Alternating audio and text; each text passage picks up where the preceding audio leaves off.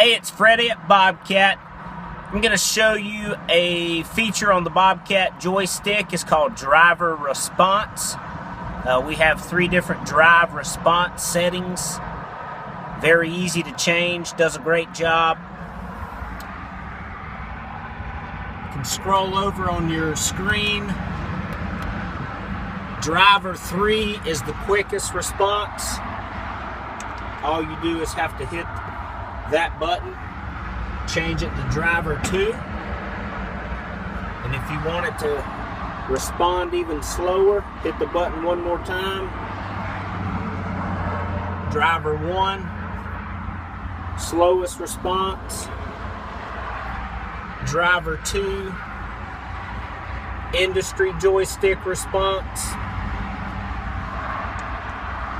And driver 3, just hit that button. Driver 3, super fast response for the selectable joystick controls.